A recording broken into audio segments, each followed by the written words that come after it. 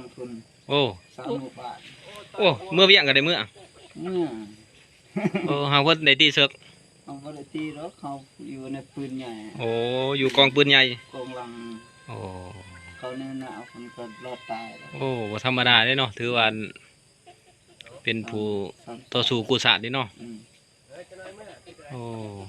บ่ลงเกิดประวัติเพิ่นบ่ธรรมดาเด้ได้ไปเฮียนอยู่เวียงเด้เนาะไปเยี่ยนอยู่เวีย โอ้ น เป็นหยังจังออกทหารก็เขาออกมา พอดีเลือดคอเขาออกเขาอยู่ห้องหมอเลือดข้อออกเป็นหยังลูกเกี่ยวกับเลือดข้อออกเป็นอักเสบปอดโอ้อักเสบปอดให้เลือดออกเงินเสนนกับปืนใหญ่โอ้จะยิงปืนใหญ่ไรมันสะเทือนบ่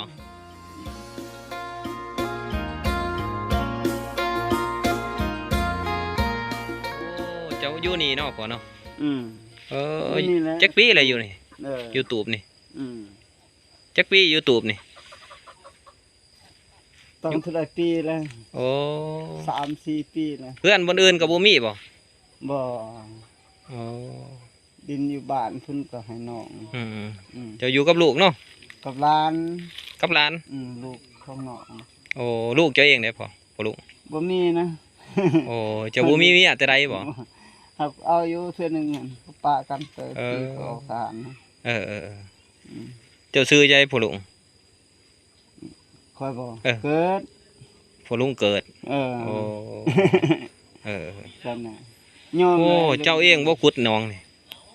บ่บ่หำโอ้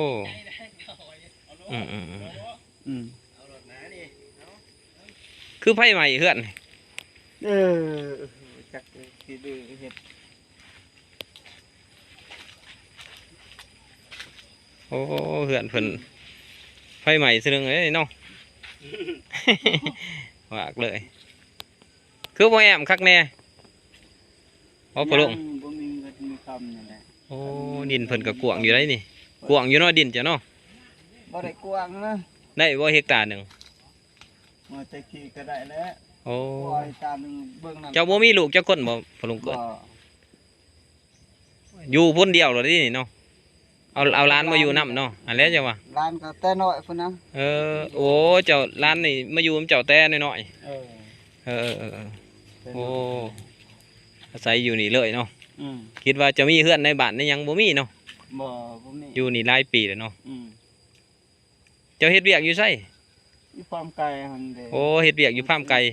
เสียตรงได้เงินเดือนเท่าไหร่อยู่หั่นได้พวกได้ยามได้ก็หมดพอได้ซื้อข้าวซื้ออันนั้นเนาะโอ้ซื้อกินของยาสั่งเดือนออกพอดีหมดแม่ยังหั่นลูกอยู่ในสอบนี่บ่มันต้นบ่ทำมันเล่มขุดแค่นี้มันผ่านโอ้ก็หึงพุ่นน่ะบ่ได้ขาวบ่ได้ขายเจ้าอยู่นี่คะแนนมันมีน้ำมีหยังเนาะอยู่นี่เนาะจะว่าที่โอ้คงปลูกมันเท่านี้ไฟฟ้าบ่มีเนาะบ่ใส่ตะเกียงเนาะใส่ตะเกียงใส่โคมแต่ก่อนจะเคยสั่งกับกล้วยอยู่ว่าลุงเกิดค่อยบ่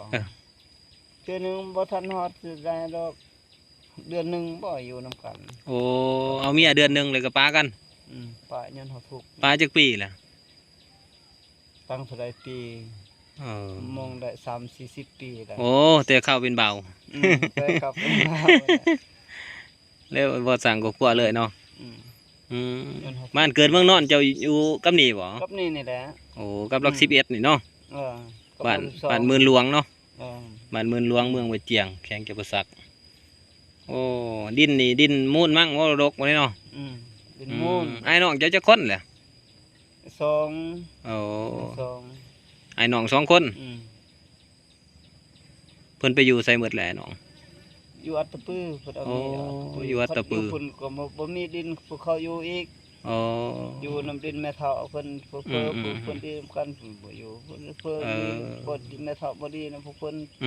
แม่เฒ่าเพิ่นแลพวกเพิ่นนี่ออกจากดินดอนเพิ่นสารอยู่เจ้าคนชนเผ่าบ่พ่อลุงเผ่ายังอยู่นี่เผ่ายังเฮินโอ้เผ่ายังเฮินส่วนหลายคนชนเผ่าเนาะอยู่แถวนี้เนาะ เราลุมเฮาก็มีเฮา เออ สิบ่แท้อย่าเฮินแท้ก็บ่แม่นลาวแท้ก็บ่แม่นว่า อื ซั่น มโอ้ เรา พาม ก็ครึ่งหนึงขาก็ครึ่งหนึง พามไก่อยู่ใกล้ๆนี่เนาะ เออ พามไก่อยู่ใกล้ๆนี่เนาะ ทางนี้ เจะย่างไปเฮ็ดอยู่หั่นเนาะ เออ เกลือไก่เกลือหยังนี่บ่ลูก เด้อคอยอยู่ที่อุบลขี้ไก่ โอ้บ่อนกวดขี้ไก่ เออ เออ 3คนพวกเรา โอ้3 คน ตัวคุมตักน้ำแน่ตัวคุมหักแกด้วยเครื่องจักรน้ำแน่ โอ้จักปีเลยเฮ็ดอยู่หั่น แต่กี้เคยยามมันพอดีปีหนึ่งเขาคือวันไหนเจดิบก็ทำคืนอีก เออ เวลาเกิดว่า อืม มาเฮ็ดเวียกความไกลเนาะ อืม เจ้ายามบ่ยามเย็นมันก็ว่าจัง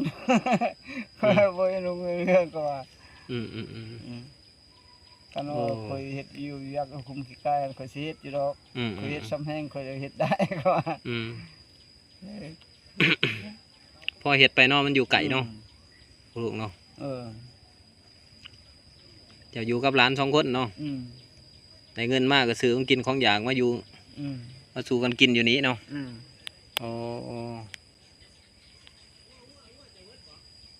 เจ้าบ่มีสัตว์เลี้ยงบ่พ่อลูกบ่มีบ่งัวแบะ บ่มี โอ้ แต่ขี้มีเนาะ รถเจ้าเองบ่นี่2 คันนี่ เออ โอ้เจ้าก็ขับเป็นบ่ เป็น โอ้ก็ขับไปอยู่เนาะ อืม อ๋อใครแน่น้องมีรถมีหลัง หักคิงมันเร็ว มันแตก เอออืม ขอบมันแตกขี้ยามได้ไปเปลี่ยนใส่ยามนั้นมันบ่ปะ อืมคิดว่าเจ้ามีดินสิแบ่งขายแบ่งหยัง บ่ ได้ยินตัดสินว่าเจ้ามีดินหลาย ก็เลยมาแวะถาม อืมสินซะ เท่าสินอยู่น่าเจียงไส้นี่เด้ โอ้ ผู้เพิ่นแยกกันก็มีอ่ะ เออ อืม ก็บ่มีแหละค่ะยอมได้พอดีปัง เขาว่าเจ้าขายหลายแน่ล่ะแม่นบ่ อันเด้เบิ่งนั่นเด้เบิ่งล่ะ โอ้ ให้ทยอย คิดว่าเจ้าอยากแบ่งออกส่วนใดส่วนหนึ่งพอได้ปันปลูกกกอันนั้นมักทุเรียนก็ได้เนาะแถวนี้เนาะปลูกเนาะ คันว่าสิเฮาเจาะน้ำได้ก็สิทันนี่ดอก อืม มีเครื่องจักรเครื่องเจคือเฮาโปมหด โอ้ เฮาบ่มีเงินมีคำ อืม คันว่าเฮาสิตักน้ำนี่สิหาอันเด้คือปลูกอยู่คิงรถ โอ้ ไปมาตายเขาเลาะซับ โคตรน้ำบ่ได้เนาะ เห็นว่าใกล้ๆน้ำงูควายก็ได้กัดได้กินมันน้อยหนึงก็ไปเลยนะบ่ยังคะแนนมังเงาะมังเงะ ฟันดีอยู่บ่นอนยูทูบแน่นี่ ฮะ ฟันดีอยู่บ่นอนยูทูบแน่นี่ ฟันจะได้เบิ่ง สบายดีพ่อ ยันว่า ไปดิ ฟันดี บ่ได้แกล้งบ่เราไม่บ่ได้เอาไปแกล้งบ่ มาก็บ่เปรมมื้อนี่ เอารถ หน่อไม้หลายเนาะ ก็บ่ได้หลาย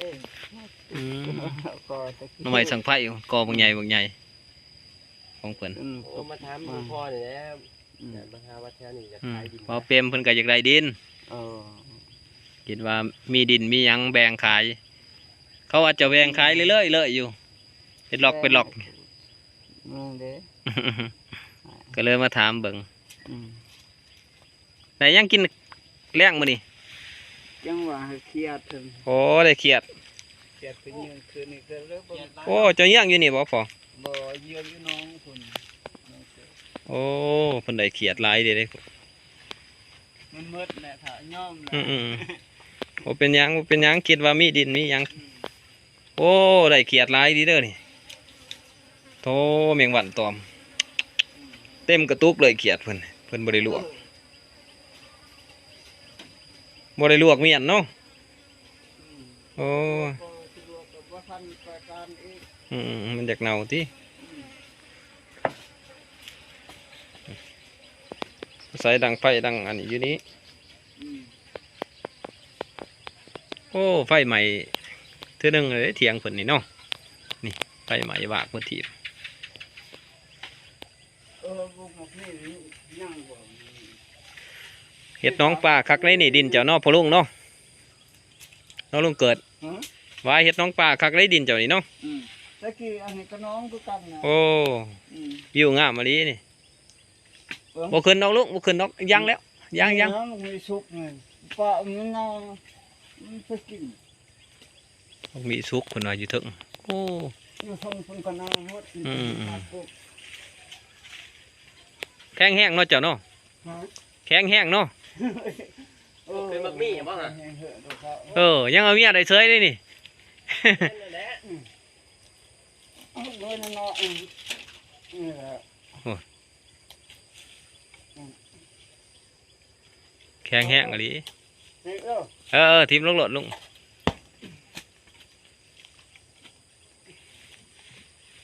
เบื้องหลังจะพุ่นตัวมันสุก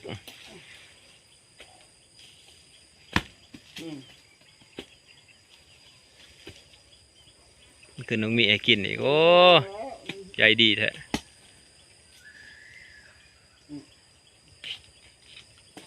พอแล้วลุงโอ้มันบริกินจนมันเน่าเบิดบุกมีก็ได้โอ้สุกอยู่ว่าลุงเกิด สุกเอาเมื่อกิน โอ้แหมสุกคักเนาะโอ้มีหนังเนาะ เอาเมื่อ โอ้ขอบใจ มี หลาย แต่หน่อยน้อยๆนี่แหละ โอ้กินน้ำกันตีหน่อยหนึ่งนั่งอยู่กินปาดกินใส่มีดเจ้าอยู่แบบธรรมชาติเนาะอยู่แบบสบายพอลูกเพิ่นบ่ห่วงน้ำหยังหรอกเนาะ บ่เกิดจากใดเมียบ่ ฝาสิเอาทุกอย่าง ง่อยเอา ไปอยู่ไป พูดสิอยากอยู่น้ำเฮาแน่นี่แหล้ว ปาดแล้วคอยสิปาดเองดอกลุงปาดเองก็ได้โอ้มันมีหนังเนาะเด้บัวงามอยู่ได้เหลืองเต็ม มันเละลายโคตร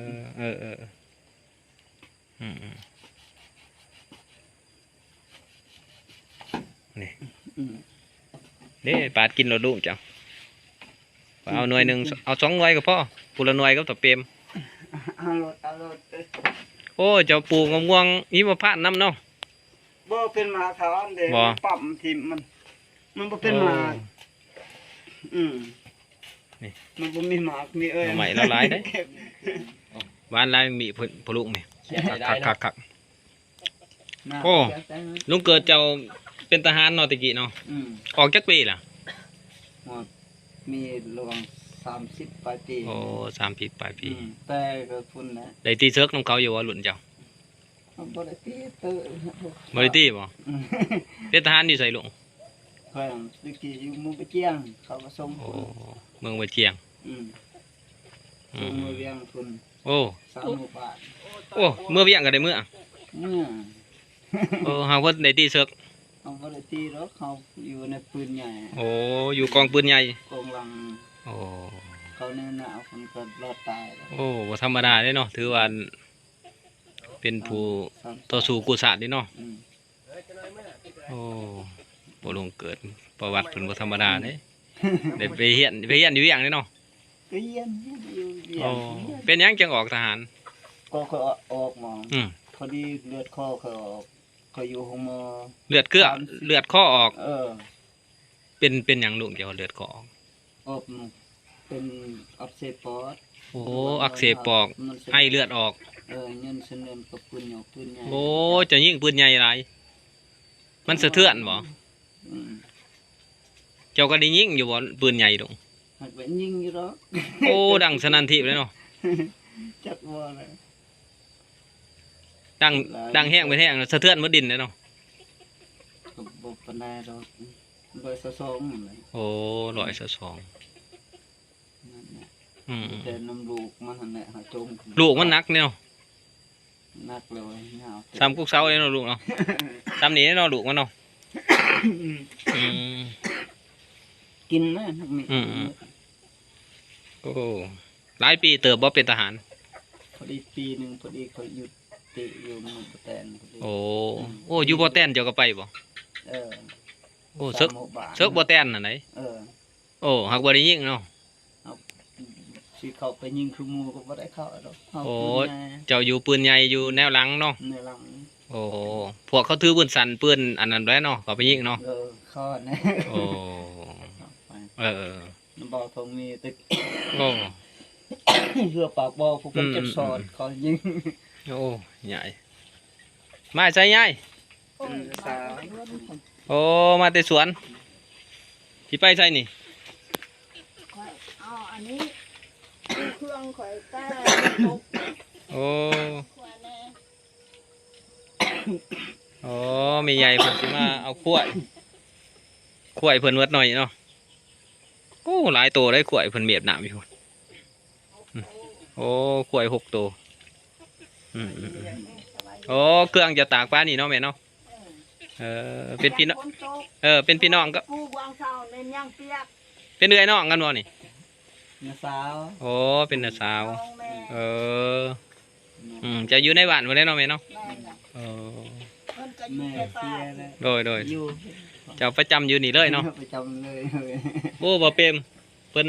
ซึกบ่แตนซึกบ่แตนเพิ่นก็ไปได้นี่ โอ้ตัวเขาบาพามุ่นบ่คือแบบบางกี้นี่บ่ อืม ให้เกียรติเดียวเลยนะ เราไปเบิดแถวเวียงเขาส่งไปแล้วผักลัดส่งไปเนาะบ่ลูกเนาะ ยิ่ง แต่ ปื ว่า นใหญ่บ่พอ เราอยู่สายปืนใหญ่แบบพ่อใหญ่พรเด้ โอ้ สายปืนใหญ่สายปืนใหญ่เขาบ่ได้ออกแนวหน้าเนาะออกอันเนาะอยู่เบื้องหลังเนาะ อืมมีแต่ภาษา โอ้ อืม ท่านออกแนวหน้านี่อันนั้น ลำบากเลยเนาะพ่อลูกเนาะสมัยก่อนเนาะ ลำบากแหละ โอ้ได้กินอิ่มนุ่งอุ่นอยู่ตะกี้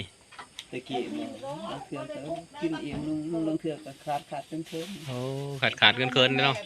ทหารตะกี้เนาะ อืม ลำบากเนาะใหญ่ ไปทางการเรียนงานก็บ่มีมีแต่อันนี้แล้วล่ะ เขาส่งอยู่ห้องม.106พอดีอยู่ห้องม.106เขาว่าสิให้เขาอยู่ประจำอยู่ห้องม.106ก็บ่อยู่ ๆโอ้ ห้องม.106 นั่นแหละ เขาส่งมาอยู่นี่ เออ จักปีอยู่นี่ เขาว่าสิส่งให้เขาอยู่หั่นเขาอยู่พอดี3 เดือนบ่พอดีไปใครแน่ โอ้ เดี๋ยวเขาก็ออก ขอออกทหารเลย เออ ได้เงินหลายเติบบ่ตอนออก นั่นแหละ เงินเดือนมีแต่ 30,000 กีบ โอ้ เออสมัยเดือนนี้นี่ อืม เด้อจบพอแล้วอีหรอก เนาะ แต่กี่30,000 กีบเงินเดือนโทรทางพันธะ สิได้ออกก่อนเนาะลุงเกิดเนาะ เงินเฮาสุขภาพมัน สุขภาพบ่ดีเนาะ บ่มีอืม อืมหางยังแข็งแรงอยู่เนาะเดี๋ยวนี้เนาะ เออก็บ่แข็งแรงปานใดหรอก โอ้ ผมคือแต่กี้ อืม เดี๋ยวนี้มันเข้าในอายุ60ปลายปีแล้ว อันนี้จนว่า62แล้ว62 ปีอืม เอาเงินให้เราอีกทีเต็มครับ บ่อย่านะ พวกข่อยบ่ได้พูดมา เอาให้เราอีกครับ เอาให้แล้วนะ เอาใส่ถือ มันยัง บ่สิให้คำ ให้รถเอาให้รถ ทำให้นำ ให้รถลูก ให้แล้ว เอาหน่อไม้เจ้าน้อยหนึง เอารถลูก เอา เออ เอานะ เอาแล้วนะป้าเนี่ย เอารถเป็นหยังเด้อลูกเด้อคอยกลับก่อนบัดเด้อขอบใจ